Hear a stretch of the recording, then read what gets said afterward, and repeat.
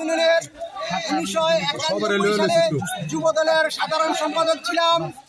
তারপরে বিটিকান্দি ইউনিয়নের সভাপতি ছিলাম যুব দলের। তারপরে বিটিকান্দি ইউনিয়নের সাধারণ সম্পাদক ছিলাম বিএনপির। তারপরে বিএনপির সভাপতি ছিলাম আমি এ পর্যন্ত। তারপরে আহ্বায়ক ছিলাম। বর্তমানে আমার নেতা ডক্টর খন্দকার মোশাররফ সাহেব এবং মারুফ সাহেবের কথায় আমি আবার নতুন করে সভাপতি হয়েছি।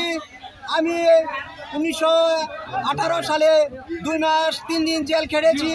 আমার নামে ফ্যাসিস্ট আওয়ামী লীগ সরকারের দোসররা মিথ্যা মামলা দিয়ে 2 মাস 3 দিন জেল খাটিয়েছেন। আমি কেরানীগঞ্জে জেল খেটেছি। আমার সাথে দাউদকান্দির রুমান খন্দকার ছিলেন। তারপরে বাচির ছিলেন গরিপুরের, তারাও আমরা তাদের সাথে আমি একই বিল্ডিংয়ে জেলে ছিলাম। অনেকে বলে যে আমার নামে কোনো মামলা নাই। আমার নামে তিতাস থানায় 4টি মামলা হয়েছে।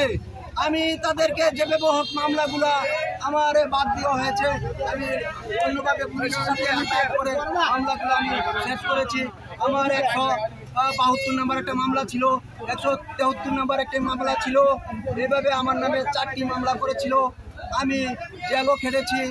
এই দেশের এই এলাকার জনগণ সবাই জানে।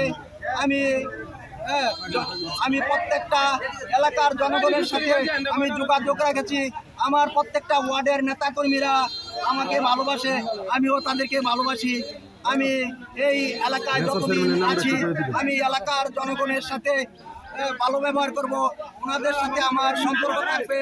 আমি এ পর্যন্ত কেউ বলতে পারবে না দলের জন্য কোনো দিকটা খারাপ করেছি।